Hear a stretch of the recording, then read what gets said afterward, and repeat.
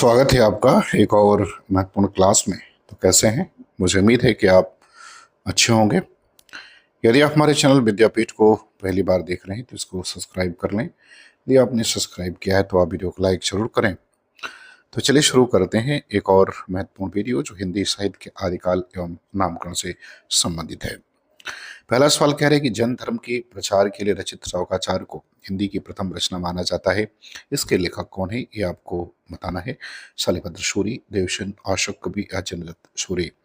तो श्लोकाचार किसके द्वारा लिखी गई रचना है? तो श्लोकाचार देवसेन के द्वारा लिखित एक रचना है जिसमें 250 दोहों के माध्यम से श्रावक धर्म का निरूपण किया गया है। आचार्य शुक्ल और नगिन दोनों ने इसके ऐतिहासिक महत्व को स्वीकार किया है।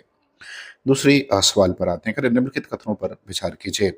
पहला करें, स्वयंभू को अपभ्रंश का वाल्मीकि कहा जाता है। सेकंड कह रहा है कि अपभ्रंश को पुष्पदंत को अपभ्रंश का भवभूति कहा जाता है।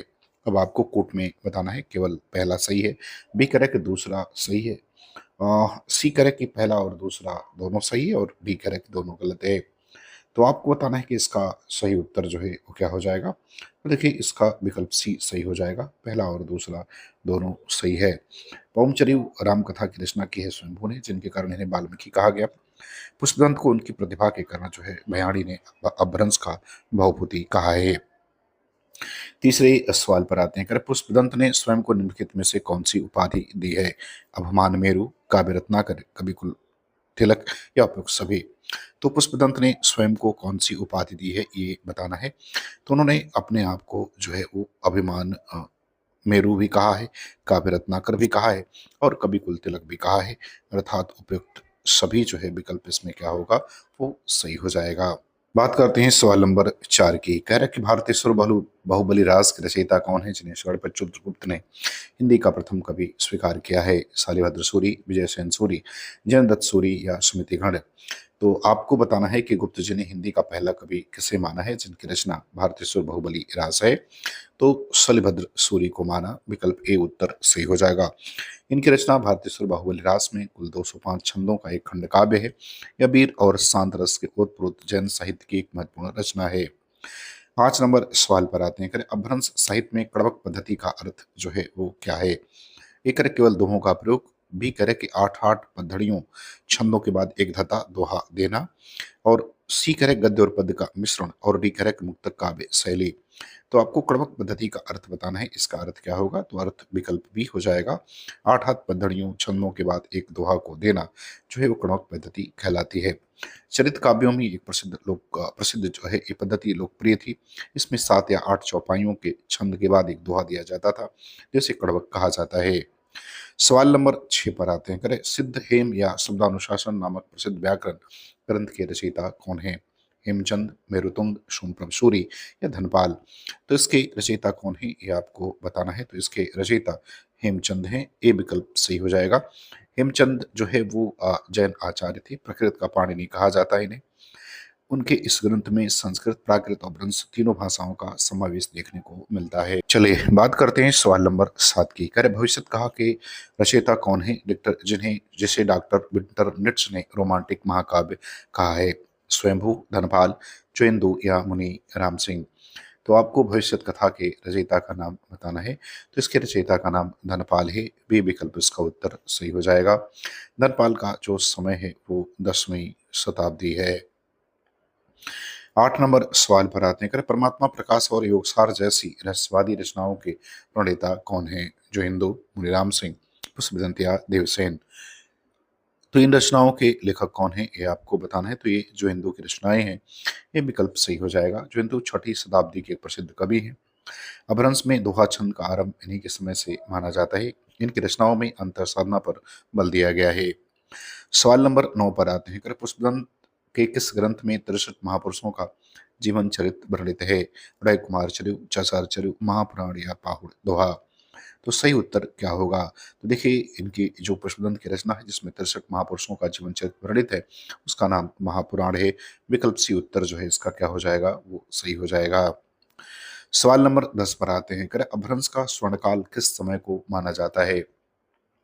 5वीं से 8वीं शताब्दी, 7वीं से 11वीं शताब्दी के अंत तक, 10वीं से 14वीं शताब्दी, 12वीं से 15वीं शताब्दी। तो अपभ्रंश का स्वर्णकाल किस समय को माना जाता है, ये बताना है। तो 7वीं से लेकर के 11वीं सदी के समय तक को जो है वो अपभ्रंश का स्वर्णकाल माना जाता है। डॉक्टर हरदेव बहारी के अनुसार 7वीं से 11वीं शताब्दी का अंत अपभ्रंश का स्वर्णकाल है। को किस दौरान श्रेष्ठ चरित काव्य और दार्शनिक साहित्य लिखे गए। चलिए बात करते हैं उपदेश रसायन रास से रास काव्य परंपरा का प्रवर्तन किसने किया। शालिभद्र सूरी, जमदत्त सूरी, आशोक कवि या देवसेन। तो सही उत्तर क्या होगा, तो इसका सही उत्तर जमदत्त सूरी हो जाएगा, विकल्प भी सही होगा। यह 80 पदों का एक नृत्य गीत काव्य है। राज परंपरा का प्राचीनतम रूप इसी ग्रंथ से मिलता है। सवाल नंबर 12 पर आते हैं। कह पाहुड़ दोहा के रचनाकार कौन है जिन्हें अपभ्रंश का सर्वश्रेष्ठ रहस्यवादी कवि माना जाता है। मुनिराम सिंह, जोहिंदू, धनपाल या स्वयंभू। तो सही उत्तर क्या होगा, तो इसका सही उत्तर विकल्प ए हो जाएगा, मुनिराम सिंह। मुनिराम सिंह को पाहुड़ दोहा का रचनाकार माना जाता है। ये बाह्य आडंबरों का विरोध और आत्मा की शुद्धि पर इन्होंने बल दिया है। सवाल नंबर 13 पर आते हैं। कुमारपाल प्रतिबोध किस प्रकार की रचना है, ये आपको बताना है। शुद्ध अपभ्रंश काव्य है, गद्य पद्यमय संस्कृत प्राकृत काव्य है, केवल राजस्थानी गद्य है, वीर गाथात्मक महाकाव्य है। तो आपको बताना है कि कुमारपाल प्रतिबोध किस प्रकार की रचना है।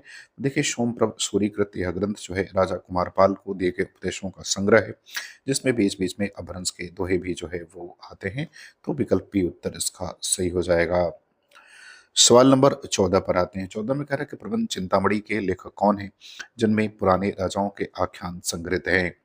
जैनाचार्य, मेरुतुंग, सोमप्रभ सूरी, हेमचंद या लक्ष्मीधर।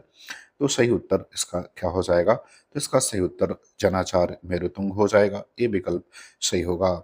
मेरुतुंग ने इस ग्रंथ में भोज, मुंज आदि राजाओं की गाथाएं लिखी हैं जो आदिकाल के इतिहास के लिए अत्यंत महत्वपूर्ण है।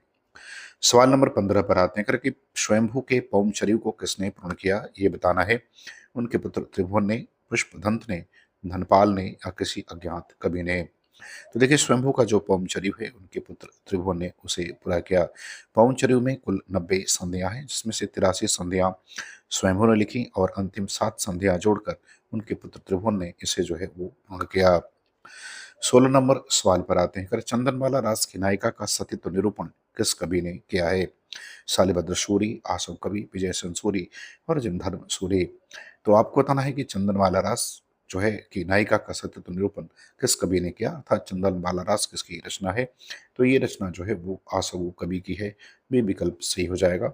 1200 ईस्वी में जालौर में रचित यह 35 छंदों का एक लघु खंड काव्य है जो करुणरस प्रधान रचना है। 17 नंबर सवाल पर आते हैं। करें रेवंतगिरी रास में किस तीर्थ का वर्णन मिलता है। संवेद शिखर का, संवेद शिखर का, गिरनार तीर्थ का या पावापुरी का या अयोध्या का। तो किसका वर्णन मिलता है ये आपको बताना है। तो देखिए विजय सेन सूरी ने इसमें रेवंतगिरी अर्थात गिरनार के जैन तीर्थों और तीर्थंकर नेमिनाथ की प्रतिमा का वर्णन और ऐतिहासिक और प्राकृतिक सौंदर्य के साथ किया है। तो बी विकल्प इसका उत्तर सही होगा। सवाल नंबर 18 पर आते हैं। कचकुली तिलक या भाखा की जड़ शिव सिंह सिंगर ने किसे कहा है। स्वयंभू, पुष्पदंत, चंद्रबरदाई या विद्यापति। तो आपको बताना है कि कचकुली तिलक या भाखा की जड़ जो है सिंगर जी ने किसे कहा है। तो उन्होंने जो है पुष्पदंत के संदर्भ में ये बात कही है, भी विकल्प सही होगा। सवाल नंबर 19 पर आते हैं। हिंदी में 12 मासा का वर्णन प्राचीनतम साक्ष्य किस जैन ग्रंथ में मिलता है। एक है नेमिनाथ चौपई, श्लोकाचार, भारतेश्वर बाहुबली रास या स्थूल बद्री रास। तो आपको बताना है कि हिंदी में 12 मासा वर्णन का प्राचीनतम साक्ष्य किस ग्रंथ में मिलता है। तो वो मिलता है हमको नेमिनाथ चौपई में साक्ष्य जो है वो मिलता है। जबकि हिंदी में 12 मासा के वर्णन की शुरुआत जो है वो विशल देवनाथों से मानी जाती है। सवाल कह रहा है बीसवां की पुष्पदंत की भाषा को मराठी की जननी किस विद्वान ने कहा है। डॉक्टर तगाड़े, भयाड़ी, नगेंद्र और रामचंद्र शुक्ल ने।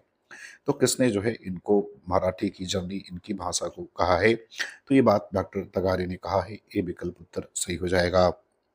सवाल नंबर 21 पर आते हैं। अपभ्रंश का कालिदास किसे कहा गया है। स्वयंभू, पुष्पदंत, धनपाल या हेमचंद। किसे कहा गया है ये आपको बताना है। तो ये पुष्पदंत को कहा गया है, भी विकल्प इसका उत्तर क्या हो जाएगा, वो सही हो जाएगा। डॉक्टर भयाड़ी ने पुष्पदंत की काव्य कला और कल्पना शक्ति को देखकर उन्हें अपभ्रंश का कालिदास कहा है। सवाल नंबर 22 पर आते हैं। जैन साहित्य में फागु काव्य का सर्वाधिक सुंदर ग्रंथ कौन सा माना जाता है। बसंत बिलास फागु, स्थूलभद्र फागु, नेमिनाथ फागु या जिनचंद सूरी फागु। तो सही उत्तर क्या होगा? देखिए, जिनपद सूरीकृत स्थूलभद्र फागु को इस परंपरा का सबसे अच्छा रचना जो है वो मानी जाती है। तो बी विकल्प इसका उत्तर जो है वो सही हो जाएगा। सवाल नंबर 23 पर आते हैं। अपभ्रंश में रामकथा के प्रथम प्रणेता कौन माने जाते हैं? पुष्पदंत, स्वयंभू, गुणभद्र या हरिशेड़। तो रामकथा के प्रथम प्रणेता अपभ्रंश में कौन माने जाते हैं? तो स्वयंभू को माना जाता है, जिनकी रचना का नाम स्वयं छरियु है। और इस रचना का जो है वो प्रभाव हमें तुलसी के रामचरितमानस पर भी देखने को मिलता है। सवाल नंबर 24 पर आते हैं। कलराय कुमार छरियु के रचयिता कौन है? ये आपको बताना है। पुष्पदंत, स्वयंभू, देवसेन या धनपाल। तो किसकी रचना है? तो राय कुमार छरियु जो है वो पुष्पदंत की रचना है। ये विकल्प सही हो जाएगा। इसमें कुल 9 संधियों वाली रचना है। इसमें कामदेव के अवतार नागकुमार का चरित्र वर्णन किया गया है। 25 नंबर सवाल पर आते हैं। करें, अपभ्रंश के किस कवि ने अपनी भाषा को देसी भाषा कहा है? स्वयंभू, पुष्पदंत, ए और बी दोनों, और डी कह रहे हैं हिंदू। तो किसने जो अपनी भाषा को देसी भाषा कहा है? तो देखिए, स्वयंभू और पुष्पदंत दोनों ने अपनी कृतियों में प्रयुक्त भाषा के लिए देसी भाषा शब्द का प्रयोग किया है। तो सी विकल्प इसका उत्तर सही होगा। सवाल नंबर 26 पर आते हैं। रणठमेड़ी छरियु किसकी कृति है? स्वयंभू, पुष्पदंत, चंदू या मुनिराम सिंह। तो रणठमेड़ी छरियु किसकी कृति है? तो ये स्वयंभू की कृति है। ये विकल्प इसका उत्तर जो है वो सही हो जाएगा। यह स्वयंभू द्वारा रचित कृष्ण कथा अर्थात जैन संस्करण पर जो है वो आधारित है। सवाल नंबर 27 पर आते हैं। कवि शेखर और कविरंजन जैसी उपाधियों के समान पुष्पदंत की तुलना किससे की जाती है? भवभूति से, माघ से, कालिदास से, उपयुक्त सभी से। तो आपको इसका उत्तर बताना है कि कवि शेखर और कविरंजन जैसे उपाधियों के समान पुष्पदंत की तुलना किससे की जाती है? तो इनकी तुलना उपयुक्त सभी से की जाती है। तो ये विकल्प इसका उत्तर जो है वो सही हो जाएगा। पुष्पदंत की काव्य प्रतिभा इतनी बहुआयामी थी कि विद्वान इनकी तुलना संस्कृत के महान कवियों भवभूति, माघ और कालिदास तीनों से करते हैं। बात करते हैं सवाल नंबर 28 की। कर बुद्धिरास के रचयिता कौन है जो शैलभद्र सूरी के शिष्य थे? शिवी, आशगु, देवसेन या कल्लड़। तो इसका उत्तर विकल्प ए हो जाएगा। शिवी जो है इसके रचयिता हैं बुद्धिराज के। बात करते हैं सवाल नंबर 29। कह रहा है, स्थूलभद्र रास के लेखक कौन है? जैनधर्म सूरी, विजयसेन सूरी, सुमतिगढ़ी या जिनदत्त सूरी। तो स्थूलभद्र रास किसकी रचना है ये आपको बताना है। तो ये जिनदत्त धर्म सूरी की रचना है। ये विकल्प इसका उत्तर क्या होगा? वो सही हो जाएगा। जिनधर्म सूरी ने इस ग्रंथ में स्थूलभद्र के संयम और त्याग की कथा का वर्णन किया है। सवाल नंबर 30 पर आते हैं। 30 में कह रहा है क्या? कह रहा है कि जैन कवियों ने रास शब्द का प्रयोग किस अर्थ में किया है? नृत्य के अर्थ में, उपदेशात्मक तथा काव्य के अर्थ में, केवल श्रृंगार के अर्थ में, युद्ध वर्णन के अर्थ में। तो रास का प्रयोग जो है किस अर्थ में जैन कवियों ने किया? तो उपदेशात्मक कथा काव्य के अर्थ में किया। बी विकल्प इसका उत्तर क्या होगा? वो सही हो जाएगा। तो मुझे उम्मीद है कि वीडियो आपको पसंद आएगी। अच्छा लगे तो आप चैनल को सब्सक्राइब जरूर करें। पूरा वीडियो देखने के लिए आपका बहुत बहुत धन्यवाद।